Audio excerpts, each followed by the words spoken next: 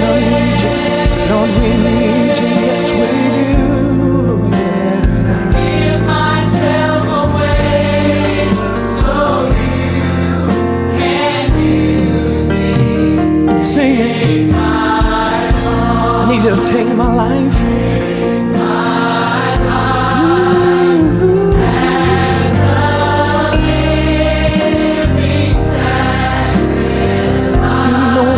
Dreams, all my dreams. You hold all my plans.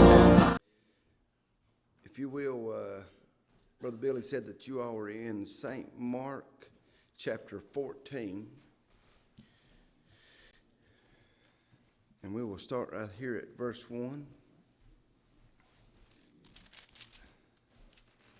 I was telling Brother Terry, I said Mark, or especially chapter 14 is let's see here, it's got 72 verses in it, and I've got a few verses here that I want to take my time on, and then I've got some that we'll read through pretty fast since it's got 72 verses in it. But the book of Mark has just got 16 chapters out of the 4 Gospels, and this is a teaching class, so I'll tell what little bit I know about some of this stuff. But it's got 16 chapters the book of Mark does out of the 4 Gospels. And we know that the 4 Gospels is the events told by each disciple that had went on while they were with Jesus, on the events of Jesus' life and up to his crucifixion. And we'll start right here in chapter 14, verse 1. After 2 days was the feast of the Passover, and the unleavened bread, and the chief priest and the scribes sought how they might take him by craft and put him to death. And I can remember, I don't think there'd be nobody here probably experiencing this today, but I'll go through some of these things because I can remember when I first started reading and studying the Bible, it was hard to, unless you was in Sunday school all your life and got taught something like our kids do today, you didn't know what the Passover was. You didn't know what the unleavened bread meant, and some of these things about the chief priests while they come and got Jesus. We know that we're fixing to come up in the Jesus' birthday. We're going to celebrate Christmas here in a little while, and next week we're going to celebrate Thanksgiving. And boy, I've got a lot of verses here to go through, but we'll go through them pretty fast here. But there's just a few get started here on this Passover, because it's very, very important that we realize what the Passover and the unleavened bread on some of the things that represents what it's going through on what we're doing today on representing on the Thanksgiving and Christmas. Some of the same celebrations that they did, we still have traditions that we do. Because see, years and years later over this Passover, and I want to touch on it just for a minute, on the Passover, they were still celebrating something that happened thousands of years ago, even the day that Jesus Christ walked the earth. And we know that this is the last Passover that Jesus was in company of, or he was a part of. But first, let's look at it. It says, after 2 days. And we know that we go back in Matthew chapter 26. You don't have to turn there, but you can go back in Matthew chapter 6. And if we study the Bible, we want to know after 2 days. I mean, what are you talking about after 2 days? And myself, I like to kind of look at stuff and wonder. So what's he talking about after 2 days? Well, Jesus Christ, he told his disciples back in chapter 26 in Matthew that they were fixing to come and get him. And fixing to come and get him for what? Fixing to come and get him and take him to the cross. And he was fixing to be crucified for our sins. And then the Passover, if you go back what a Passover is, it was the feast of the Passover, and they was going to celebrate what they come out of bondage years ago out of Egypt. They were still celebrating it today, like we celebrate Thanksgiving or like we celebrate Christmas, Jesus' birthday. But they were still celebrating this Passover and calling it the Passover, which way back years ago when they came out of Egypt bondage, we know that when Moses went up there, and I think it was maybe like the 10th time that when Moses was up there with the Egyptians and the Pharaoh, and we know that he said that all the firstborns were going to be killed this night.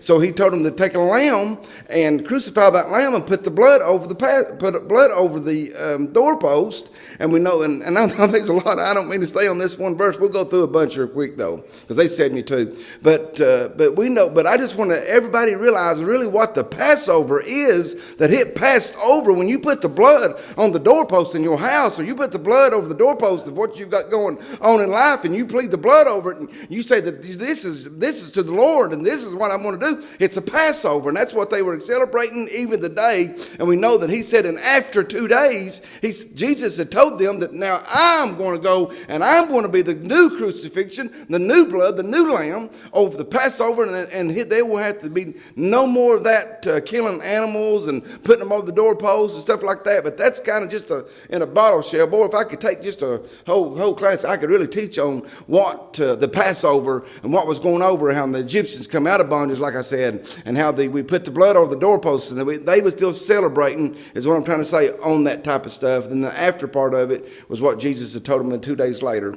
And then the bottom part of it, and then the chief priests and the scribes sought how they might take him. We know that they were gathered together. They're just teaching us that these people that was going to crucify Jesus and come and take him was gathered together. They was talking just like that. If we was going to do something other, not that we was going to do something other man, but if we was going to do something other, we'd get together and make a plan. And that's what it's talking about in verse 1. It's a lot in verse 1. But they said, not on the feast day, boy, this is good, but not on the feast day, lest there be an uproar of the people. Okay, and I heard Brother Billy in one of his messages here just a few Sundays ago touch on this just a little bit, but not on the feast day unless there was an uproar of his people. Okay, all that's saying is that if we go, that Jesus had people that loved him, see. Just like if we decide that we're going to crucify Harold today, and I just turn all evil here right this minute, and I decide that I'm going to crucify Harold, well, I'm not going to do it right here in front of all of you all, because I know that you all will probably take up for Harold and be all over me. So I'm going to wait till tonight like a thief and get some stuff and sneak around and try to get. And that's what it's talking about. Let's not go do it today, boys. Let's wait, and we'll get into the more scriptures here just a minute and explain it a little bit more. That, they sneaking around and doing this, and they thought, which, Jesus already knows. We get into this. Jesus already knows what's going to happen. He already knows when he knows it when they come and get him, and they tell him what he tells them. And being in Bethany in the house of Simon the leper, as he sat at meat, there came a woman having an alabaster box, an anointment, and sprinkled very precious, and she made the box and poured it on her head. Okay, I want to back up just for a minute in 1 and 2 and make sure that everybody understands what the Passover is. Makes everybody understands about when they was going to come and get Jesus, that it was supposed to, that the prophecy was being fulfilled. This is when it was starting, that they was coming and getting Jesus and going to start and take him and crucify him. And now, before they come and get Jesus, because we know the peoples are talking about coming and getting him. Now that we've got a woman here that has an alabaster box with the anointment of a precious oil, and he breaks it over her head with the oil, just like if I got this and anointed you, or got this oil here this morning, the same thing is representing that if I got it and I broke it over the head. Only thing that I see in here, I think it's the only gospel here out of the 4 gospels that use the word spikenard, and it means expensive fragrance. That is, it means that not only that it was just a fragrance, but it was expensive, and we'll see here in a minute some more about that. Okay. Number 4, and there were some that had indignation within themselves, and said, why hast thou wasted thy anointment? And this word indignation, I probably ain't hardly pronouncing it just right, means to anger or to scorn or be upset about something other. And they're saying that they was upset at this woman for taking this oil and breaking it over Jesus' head and anointing him. For it might have been sold for more than 300 pence, and have been given to the poor, and they murmured against her. Okay, now we just looked at this, just like I said there a few minutes ago, that we know now that, I give you the definition of what type of ointment that this was, that it was expensive. Not only that it was expensive, but back in that day, it was so expensive that it could have been sold for 300 pieces and given into the poor. Well, this was people, just like that we were sitting here today, that if I was to do something other, this was people that, that they said, well, we can sell this for 300 pieces and give it to the poor. Well, this was people that, they had a good conscience about them, but they didn't understand why. I'm here in a few minutes, we're fixing to learn why that she done this. But some people don't realize sometimes why that we may do something other, especially when we do something other for the Lord and giving her all.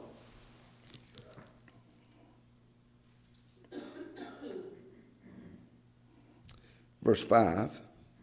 For it might have been sold for more than, no, I've already read that one, ain't I? Okay, verse 6. And Jesus said, let her alone. Why trouble ye her? She hath wrought a good work on me. Okay, he just spoke up and said, "Don't be a bothering her." It's pretty simple stuff here, and Christ kind of reproves them and sets them straight. It's what he does, because they didn't have no understanding, and people don't have understanding sometimes the things that we do for Jesus. Verse 7. For ye have the poor with you always. Oh boy, this is the one I've been looking for right here. For ye have the poor with you always, and whosoever ye may do to them good. And whensoever ye may do to them good. But me ye have not always. Okay, this verse right here, is going back to some of the verses that we first went over about Jesus knowing that it was the Passover, knowing that he was going to be the last one, that he was the Lamb that God had sent, his only begotten Son, that he sent to this earth to die on a cross, and it was his time, that he was not going to be with his disciples for always. So this woman doing this was the last thing that she knew that she could do unto him, and she anointed him with the oil that some of the last, and we'll find here in a minute, that some of the last oil that she had. For he hath poor, for ye have the poor with you always. And whensoever ye may do good. But me ye have not always. Meaning that there's always going to be people out there that need something. And, when I go into that, sometimes as we get Christians and we start out and we get saved and we have that first love. And I mean, there's nothing about that first love that you have in your heart and in your mind. And, I'm sure that some of you all may remember that, you even wanted the devil to be saved, that's how excited that we was about being saved. And if you can't remember that, it's something other than I heard Carl Ray preach about this years ago or teach about this, to always never forget to go back to that first love that you have and get that first love, because that's the love that just over and conquers everything, which we know the scripture about love thy neighbor, and you hang all the other commandments on this one if you would just love your neighbor. Well, that's what, the devil wants to come to us on sometimes. Well, we didn't help this one, or we didn't help that one, or we didn't do this and for that one. And he wants to beat us up sometimes because we didn't do something other for somebody. And we always want to remember that we do everything we do it in Jesus Christ's name anyway. Do unto him first, like this lady did, and then because them people will always be there needing something other. But also, I'm not trying to say nothing bad about helping people, because Dorothy Pentecostal Church is big time on helping people, and we want to keep helping people. But don't feel so convicted. Don't let the devil or the flesh beat you up sometimes because you can't help everybody.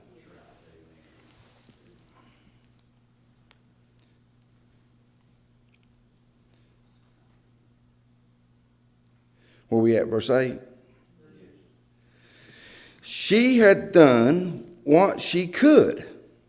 She is come aforehand to anoint my body to be buried.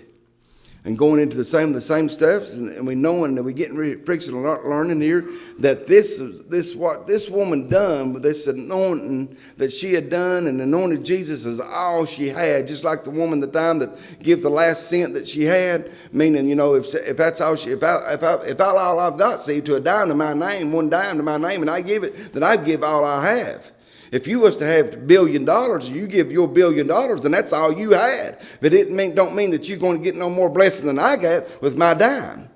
It's what it's talking about right here on when Jesus and when this woman give all she had to Jesus. And that's another point I want to bring out sometimes, that old devil, he wants to, I'm on his case today. He wants to try to whoop us and beat us up because sometimes we feel like that we don't do or give enough. When you give all you have in a good conscience, the Lord sees it and he knows it and he will bless it. Verse 9. Verily I say unto you, whensoever this gospel shall be preached throughout the whole world, this also that she hath done shall be spoken for her in a memory. So he kind of, what he done right then, he kind of done the same thing as I just done. Made I give an example of a dime and $1 billion. Well, you can preach the gospel to the whole world. And we know some of these preachers, they get on there and they're trying to preach to the whole world. That's good to try to preach to the whole world. But Jesus, them people that gives that billion or gives that dime or preaches to the whole world or just anoints with a little bit of oil on Jesus, because when they get to heaven, they were going to get the same reward. Neither one of them is going to get a reward no more than the other. And Judas Iscariot. Okay, now we're going out of this woman into the plan of the betrayal, which we know as Judas. We've got a lot in this chapter. And Judas Iscariot, one of the 12, went to the chief priest to betray him unto them. And we know that Judas, we'll get into it in a minute, that Judas went to the chief priests and some of the priests, and we know that he took 30 pieces of silver for money on betraying Jesus. We know here in a minute, and I'm going to get too ahead of myself, that he betrayed Jesus with a kiss, and that's what he's just talking about. He's just setting it up here, that's what he's done. And when he says betray him, and he's talking about betraying Jesus. And then unto them, about giving him to the chief priest and into some of the scribes. Verse 11. And when they had heard it, they were glad, and promised to give him money, and he sought how he might conventionally betray him. So we know just what I said. I don't think in the book of Mark, I think Matthew and maybe Luke is the only two, I'm thinking now, unless I read wrong, the only two ones that tells you actually that it was 30 pieces of silver. But this here just says about money. And they're meaning the same thing. And then now we know that they've trying to make a plan. They've trying to come together how that they might go out and what time and what place that they'll be able to do this and betray Jesus. Because, and sometimes we get caught up in thinking, Judas done this and they went over and got it. And we make a little thing and imagine in my head on he just wasn't that big of a deal. I'm telling you what, honey, the crucifixion of Jesus Christ was a big deal. There was some things that went down here that Jesus, and we'll preach about some of them more after a while, about what Jesus has went through and some of the plans and some of the things and him knowing the whole time that he was going to be betrayed by Judas, knowing the whole time what time that they were going to come and get him, knowing the whole time how many times they were going to beat him, know that he was going to take the 39 stripes, know how many times he was going to shed his blood, know that he was going to shed his blood 7 times. Jesus knowed every bit of this, and I'm telling you what, honey, we're serving a God this morning that knows this kind of stuff, and he kept his mouth shut the whole time just for me and just for you. But sometimes we read this, we go through the Christmas thing and through this thing, and it's so easy to realize or think that, it happened like this, and it went on. I'm telling you what, it was some in-depth stuff that went on here on the crucifying Jesus Christ. And we know that Mark, like I said in the beginning, that Mark just had 16 chapters in his book here. But I bet you if we had Mark right back here again today, or some of these boys back here today, they had to have use wisdom when they was writing the Bible. They couldn't fill all this whole church up with writing the Bible. There was some stuff that went down there that when they crucified Jesus, is what I'm trying to say. And there was some planning out and some conniving, you may say. Verse 12, is that where we at, Terry? Okay. And the first day of the unleavened bread. And see, in the unleavened bread, I didn't touch on it there a few minutes ago, but I start to feel the anointing just a little bit more now. But the unleavened bread was bread without yeast. So they wouldn't allow it with yeast. Well, what's yeast? Yeast is what you make alcohol with. They wouldn't allow no yeast. Honey, I could get in some of that stuff right there and tell you all kinds of stuff. They wouldn't allow yeast in the house. Unleavened bread, see, it didn't rise. Right? See, what's what makes our bread rise? Boy, that's just good, simple teaching. On some, you know, but they celebrated that too. But we won't leave that. We'll leave that on for a different time. Where are we at now? Verse 12. And the first day of the unleavened bread, when they killed the Passover, the disciples said unto him, Where wilt thou that we go and prepare that thou mayest eat the Passover? Well, they were concerned. His disciples said unto him that he was concerned, said, where are they going to go eat the Passover? You know, they'd been healing people and been doing things for Jesus Christ, and now they was wanting to eat, do the Passover, and Jesus already knows. He's all-knowing. He knows what's going to go on next. He knows what's going to go on tomorrow. He knows the situation that you're going through right now. You may think that it's such a mountain that Jesus can't do nothing about it. I'm telling you what, honey, Jesus knows everything. All right? And then let's go into verse 13. And he sendeth forth 2 of his disciples and said unto them, Go ye into the city, and there shall meet you a man bearing a pitcher of water, and follow him. It's just as simple, or we're going to make it that simple this morning. It's just as simple as that Jesus know where they was going to eat the Passover. He knows what you're going to do next week. He knows what we're going to do. And now he's told his disciples, because they was wondering what they're going to do, where they're going to eat. And he said that here's a man, you just follow him. Verse 14. And whosoever he shall go in, say ye to the good man of the house, the master saith, Where is the guest chamber, where I shall eat the Passover with my disciples? Where is the room? Where have you got the food prepared? Because he already had it prepared, and we go into how Jesus has stuff prepared for us and how he's done something other, and he's got we know, see, this Passover is the same thing as the Last Supper. We know that this will be the Last Supper too that Jesus took, see, and he already had something other prepared. This good man here had something prepared for Jesus and his disciples, just like Jesus has got something prepared for us in heaven one of these days. The same thing, there's going to be a table set out for us, and there's going to be, we know of streets of gold. What is it? Gates of pearls, walls of jaspers. He's got something prepared as a good man. Who is the good man? Jesus is the good man.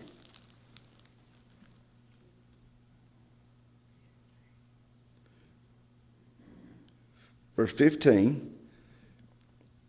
And he will show you a large upper room, furnished and prepared, there make ready for us. And we're just talking about, see, when Jesus is going to the Passover right now, but boy, when he's going to show us a large upper room. Honey, he's talking about heaven as much as he's talking about what Jesus was going to that day, about large upper room for them to be able to eat. On the upper room. 16. And his disciples went forth and came to the city and found as he had said unto them, and they had made ready the Passover. They had made ready the food, made ready the Passover in the upper room, in the large room. 17. And in the evening he cometh with the 12, meaning Jesus in the evening to come with the 12 into the upper room. Not the upper room that now is in Acts chapter 2, but the upper room or the feast of the great room where they're going to have the Passover and eat, and where he takes the fruit of the vine and the bread of life here in a few minutes. 17, and the evening was coming to the 12. Okay. Verse 18, and as they sat and did eat, Jesus said, Verily I say unto you, one of you which eateth with me shall betray me. Okay, we know we've already come through the Bible. We know we've already read about when Jesus has already went and got some money even before this. And Jesus, being filled with the spirit of discernment, knowing all things, already know, but Judas has already done this, and we know that it be him. And now he's just speaking and telling his 12 disciples when he's got them together. 19, and they began to sorrowful and say unto him, one by one, is it I? And another said, is it I?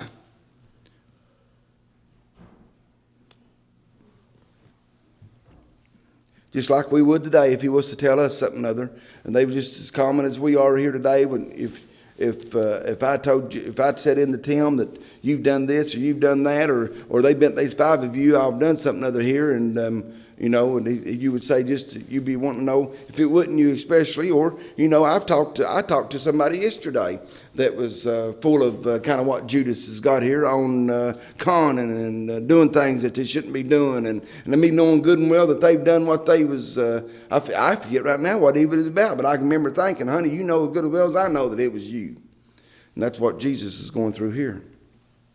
You know that Jesus went through everything. He went through everything.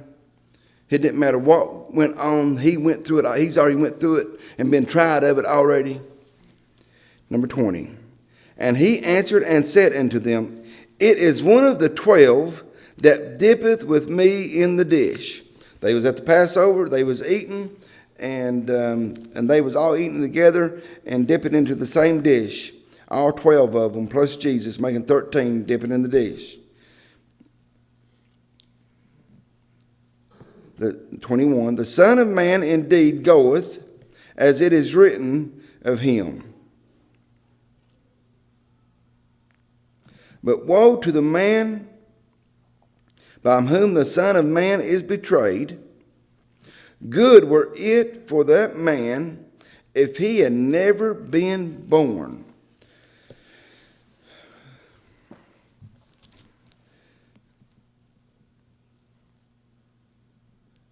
I hope that I never even meet anybody that would blaspheme the Holy Ghost. I've never met nobody, and I hope that I never do. And I hope I never meet anybody that has betrayed Jesus.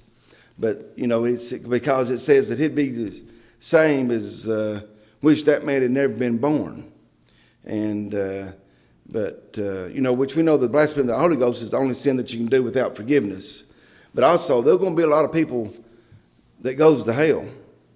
And, and I don't want to be mean about it or anything like that, but the Scripture tells us that straight is the way and wide is the way to darkness. And I'm paraphrasing quite a bit there, but that's what it's talking about, that he'd be better when he goes to hell, that he'd be better that he'd never been born. So, what is one of the main reasons, Kenny, that you got saved? And if you was to ask me, Tim, when we sit down here and you was to interview, what is the main reason that you got saved? I feared of going to hell. I didn't want to betray Jesus, and that's what he's talking about today. We don't want to betray Jesus, because we definitely don't want to be that man that had been better for us if we'd never been born. And that's just simply what it's talking about. And then, of course, he's telling the foretold plan and the departure foretold of what was fixing to happen here as we're going on into the Lord's Supper. Verse 22. And as they did eat, Jesus took bread and blessed it and brake it and gave it to them and said, take, eat, this is my body.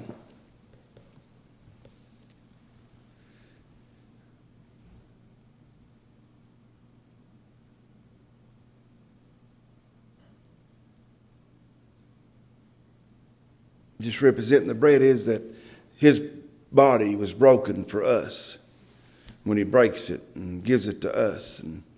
And sometimes we try to, well, why'd he do this? Or why'd this happen? Jesus just done stuff. If we just stop and think about it sometimes, he just done it where we can just understand it this easy and make it simpler, that he took bread and broke it and gave it to them and said, take, eat, because this is my body. Verse 23. We got a long way to go. And he took the cup, and when he had given thanks, he gave it to them, and they all drank of it. Verse 24. We know that this in the scripture here, this is where we come out here on Good Friday, and we take the cup, and we drink grape juice here, and we take a little piece of cracker, and representing what Jesus is talking about right now on the Lord's Supper. On Good Friday, we have a foot washing, and most of us comes to that, and we know what this is talking about. So verse 24, and he said unto them, this is my blood of the New Testament, which is shed for many, which we go into now, and we could go into the first book of St. John, where it talks about that Jesus is the Word, and the Word is Jesus, and Jesus is the light of the world, and He is the light, and we could read that chapter, and that's what it's talking about now, about Jesus. He is the New Testament. Jesus is the Word, and when you read the Word, when you study the Word, and if you ever never experienced that, experience on reading the Word and the New Testament and getting into it and digging into it and really eating it and feeling of it, what we're talking about right now, boy, it's good. It's something other that will really take you to another level of understanding, and you get to where sometimes, and I can remember back years ago when I would read the Bible, and Lord, I'd read this, and I'd feel like it'd be in just almost a different language. But I tell you what, and you can ask some of these older saints, if you start reading the Word, as you start getting the bite of Jesus, or start getting into Jesus and Him being the New Testament, He's talking about, and eating it and reading it, it will get easier, and it will get easier for you, Jonathan, as we read it. And you probably experience this as we read it and go through it, and you start understanding it, and when you read a verse, and it just pop out to you, and you'll understand exactly what Jesus was talking about. And don't be backwards about reading the Word and talking about God's Word. And because there's always going to be people out there that wants to trying to put stuff down and try to tire stuff up. Also, don't get into casting your pearls before swine with people either. When you read, and we've done something other here at Dorothy, and I thank the church and thank everybody here, see, for what we stand for here at Dorothy. Don't get out there and cast your pearls and argue with people. That's what it's talking about on the Word, because Jesus was the Word. He's the Word. He's the life, is what it's saying, what this verse right here in verse 24 is saying. This world here that we're living in now is not heaven. This world here that we're living now here is not something other that we're going to be on and forever. We're going to have a new heaven one of these days, or not a new heaven, but going to the new heaven, and then come back in a new heaven and earth and things like that one of these days. Verse 25, verily I say unto you, I will drink no more of the fruit of the vine until that day that I drink anew, which is going on what I was saying just a little bit, into anew in the new kingdom of God.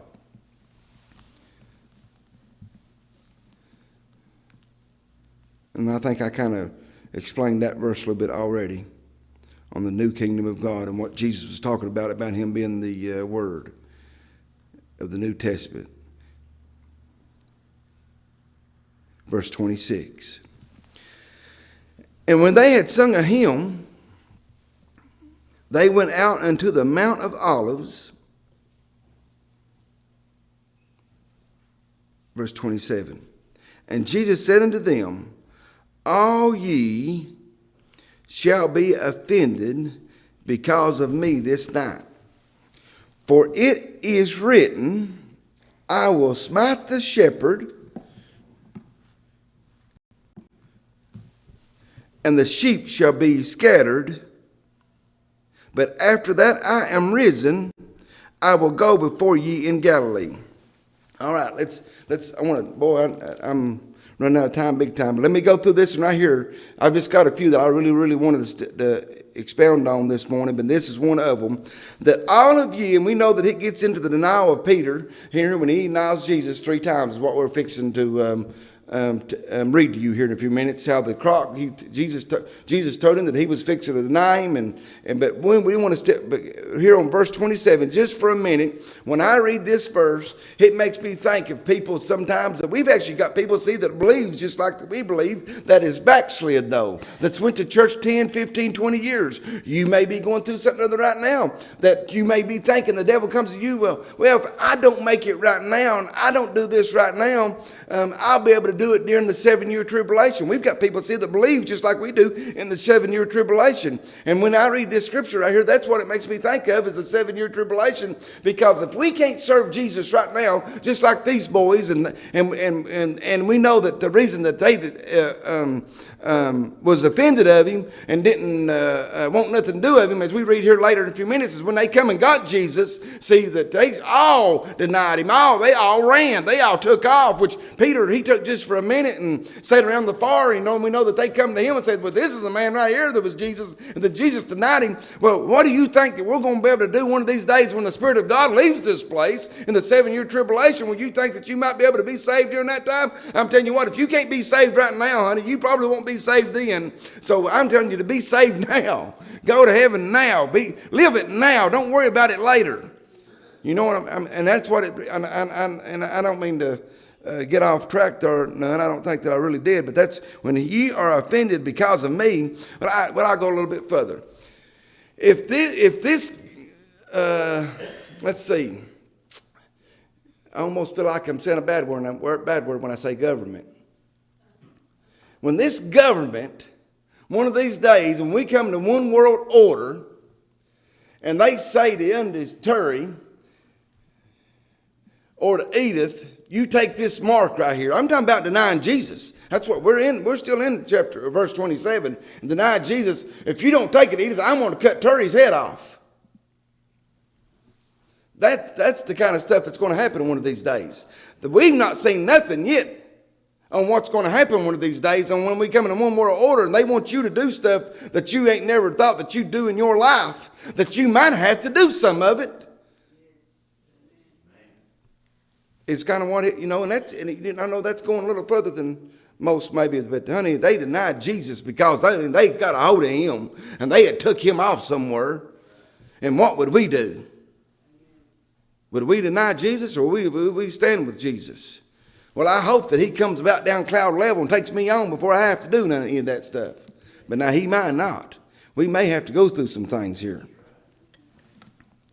So be prayed up. And we'll get into that. I can't even remember it seems like I get into that here somewhere too. On being prayed up and living for Jesus. But after that I am risen, verse 28, will go before you into Galilee. But Peter said unto them, shall be offended, yet will not I. And Jesus said unto him, verily I say unto you, that this day, even this night, before the cock crows twice, thou shalt deny me thrice, meaning 3 times. But he spake the more vehemently, meaning that, vehemently, I looked that word up, acting or moving with great force over very strong feelings is what Peter did. And that's just a word that I looked up, and this is Webster Dictionary giving me the definition of it, that Peter, honey, he acted with great, when he said that you're going to deny me, and he said, no, I'm not either. He got all tore up about it, see.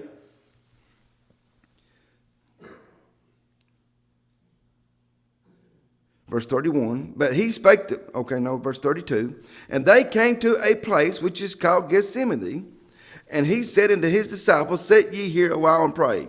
Okay, we're going to have to go and fast forward here. Gethsemane represents a place that Jesus Christ went and prayed and rested. Meaning that just like Abraham and them had Bethel and they had an altar, Jesus had an altar too, right there in Gethsemane, meaning that what should we do? Well, then we should have an altar. In Gethsemane, we should have a Gethsemane. We should have a place that we can go rest. We should have a place that we can pray. We can have a place that we should be able to go to get a hold of the Lord. And I'm not talking about just right here around this altar, which is a good place to do it, but I'm talking about behind the scenes at home. That he gives us an example here, that he had a place, Gethsemane, and we know that the prayer that he had prayed Oh, goodness, I remember some other good stuff here. And he's talked with him in verse 33. And he taketh with him Peter and James and John, and began to sore amazed and to be very heavy. Be sore amazed and to be very heavy, meaning that he got a burden on him that he couldn't hardly handle, that he couldn't hardly, we're going to fix it going, that he couldn't hardly take. In verse 34, and he said unto them, my soul is exceedingly sorrowful unto death. Tarry ye here a day and watch. Okay, in the book of Mark, it don't say nothing about his sweat coming great drops of blood. But we know going on in some of the other gospels that he says that his blood or his sweat turned into great drops of blood. We got 4 gospels in here. In this one here, it don't say nothing about that. But we know that it did because of the other accounts. We had a burden that his sweat came great drops of blood. I'm talking about a burden, honey, that for us that was unreal. Can you imagine praying long enough or praying hard enough with a burden that your sweat? Verse 35, and he went forth a little and fell on the ground and prayed that it were possible that hour might pass from him. That this hour might pass from him. Okay, that this hour may pass, that this cup, we know in other gospel, this cup may pass from him. He said that he fell on the ground. I'm talking about he had a burden. If you look deeper in this, he said he fell on the ground, that he prayed, that it's possible that in this hour might pass from him. Verse 36, and he said, Father, all things are possible unto thee. Take away this cup from me. Nevertheless, not what I will, but what thou wilt. Verse 37, and he cometh and findeth them sleeping, saying unto Peter, Simon, sleepest thou? Couldst not thou watch 1 hour? Verse 38, and I'm going to read all this. I'm going to say something about it. Watch ye and pray, lest ye enter into temptation. Okay, watch ye and pray, lest ye enter into temptation. And the spirit is truly ready, but the flesh is weak. If we don't pray, and if we don't keep up what I was talking about on having a Gethsemane at home, having a Gethsemane experience here on our prayer closet, a place to pray, and keep up with our prayer life and doing things with our prayer life, it teaches us a couple of different things here about praying, and that when that temptation does come, and Stacy's not in here, so I'll say something on the way to church this morning. I said, what are you tempted of? You know, I'm like thinking like all kinds of stuff going through my head here. You know, she had to study that for a long time. I'm like, man. You know, but these things that I'm saying, these things that I'm tempted with. These things that Stacy's tempted with. These things that Brother Billy is tempted with. These things, but if we stay prayed up, stay where we're supposed to be with the Lord, that temptation will not hardly come as bad. And then going back to what Jesus said, this cup passed for me. I've had people ask me before, well, you mean that Jesus tried to get out of what the cross he was going through on the cross? No, he didn't try to get out of what he was going through on the cross and what he was going to know. He knew everything was going to happen. He knew that when he was born, he was going to the cross, but he was in such agony right then. His sweat had become blood. He was such agony then in the Gethsemane that he thought he was dying then, you may say. I hope that's okay. He thought that he was dying right then. Lord, let this cup pass by me. Honey, I've got a cross to go to. I just hope that's all right. And that's what he was thinking. And somewhat, he had a lot going on. Watch ye and pray, lest ye enter. Okay, I've read that one. Verse 39. And again ye went away and prayed and spake the same words. And again he went and prayed and spake the same words, meaning he prayed the same prayer. Verse 40, and when he returned, he found them asleep again, for their eyes were heavy. Neither wist thou what to answer him. Verse 41, and he cometh the third time and saith unto them, sleep on now, take your rest, it is enough. The hour is come. Behold, the Son of Man is betrayed unto the hands of sinners. And just going back into what he was talking about there earlier, about when Judas had betrayed him, about that Jesus knowed the very hour that these men was going to come and latch hold of him and take him. Talking about the scribes and the chief priests, because there was a lot different ones. Verse 42, rise up, let us go. Lo, he that betrayeth me is at hand. And immediately, while he yet spake, cometh Judas, one of the 12, that was with him in the great multitude, with swords and staves, from the chief priests and the scribes and the elders. And that we know, and I heard Brother Billy, I liked it the other day when he see they come to him with a bunch of swords and a bunch of different tools that they thought that they was going to, they tried to act like that they was going to have to come in there to a man that was going to run from them, that was the way they that's what they were acting like. They were trying to put it off like that Jesus was some type of a thief or some type of a murderer or some type of a sinner or something like that. And Jesus already knew that they was coming. It didn't matter what they thought and what they was doing. He knowed what was going on. Verse 44, and he that betrayed him had given him a token. Meaning him that betrayed him had given them a token. Meaning it was going to give them a sign. And we know what the sign is. We know that the sign is, whosoever I shall kiss, that same is he. Take him and lead him away safely. And we just know that it was Judas that betrayed him with a kiss. That's where we get that. And they'll know that he'd already made plans with them right down to the part of it. And we know that in the Bible that it talks about how people back then and nowadays not only are sinning, but they're also looking forward to tomorrow, wondering how they can manipulate and sin tomorrow and do things that they shouldn't be doing. It's happening right today as it happened back then. Verse 45, and as soon as he was come, he goeth straightway to him and saith, Master, Master, and kissed him. Meaning that he kissed Jesus. And they laid their hands on him and took him. And one of them that stood by drew a sword and smote a servant in the high priest and cut off his ear. We know we've heard that been preached a lot about Peter cutting these Malachi's, or not Malachi's, but what was his name? Malchus's ear off. And we know, we've heard it preached to put your sword up. We've heard different things preached on that. But we go back into that just for a minute on teaching about that things are going to happen. Things are going to come to us. And but if we go back and on that prayer that Jesus done, it said that being prayed up that thou be not be tempted, is where that comes in at. Where some of these things, when it does come to us, and they do these things, that we not be like them and pull our sword out. 48. And Jesus answered and said unto them, Are ye come out against a thief with swords and staves to take me?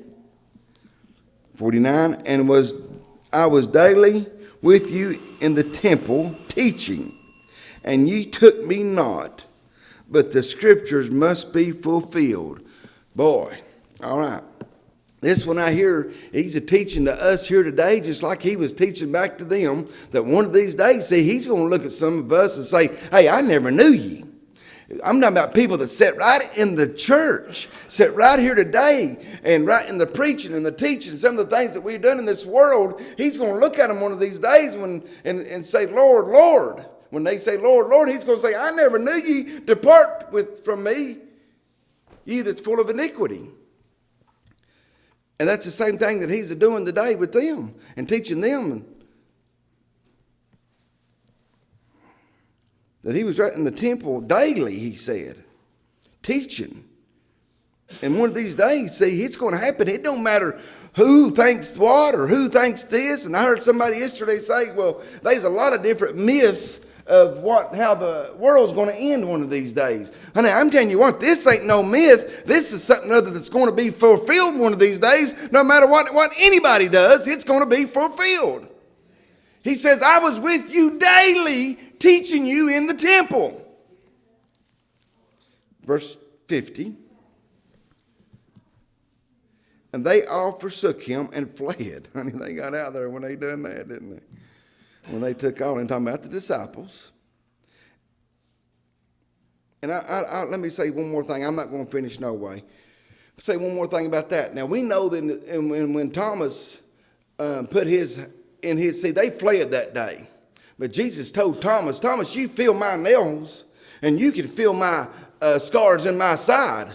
But honey, what about them that cannot feel me, but has to, and you see me, Thomas, you know, you felt me, you walked right with me and see me, but what about them ones that didn't? And Jesus goes in and talks about how much more power that we're going to have than the disciples had. And how much more that we're going to be able to do than his disciples did, because we walk in faith, in spirit, not in sight. And verse 51, and they followed him, a certain young man having a clothes casted about his neck, body, and young men laid hold on him. And he left the linen clothes and fled from them naked, and then led Jesus away to the high priest with him, and assembled all the chief priests and the elders and the scribes. And Peter followed him afar off into the place, and the high priest. It's going right into where Jesus starts to deny Jesus. And he sat with the servants and warmed himself by the fire, and the chief priests and the council sought against Jesus to put him to death, and found none. Meaning they're trying to do something other, trying to find something other against Jesus. For many bear false witnesses, though, against him, but their witnesses agree not together. It didn't jive there together.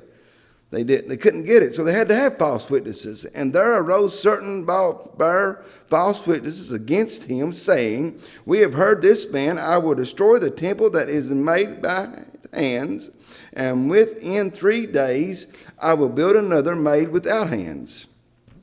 But neither so did their witness agree together. And the high priest stood up in the midst and asked Jesus, saying, answer thou nothing? What is which these witnesses against thee? They was asking about Jesus. 61. But he held his peace and answered nothing. Again the high priest asked him and said unto him, art thou the Christ, the Son of the Blessed? They know that he was the Son of the Blessed. And Jesus said, I am, and ye shall see the Son of Man sitting on the right hand of power, and coming into the clouds of heaven. 63. Then the high priest rent his clothes, and saith, what need we have further witness?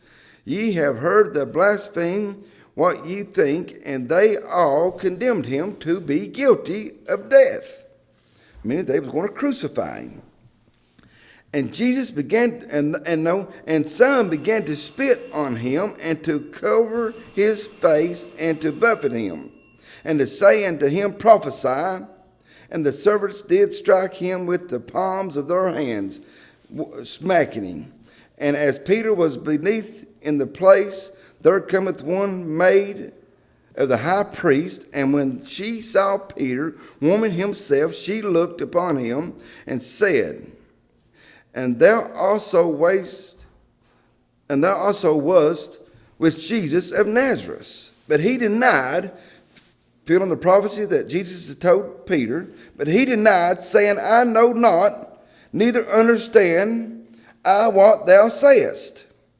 And he went out to the porch, and the cock crew.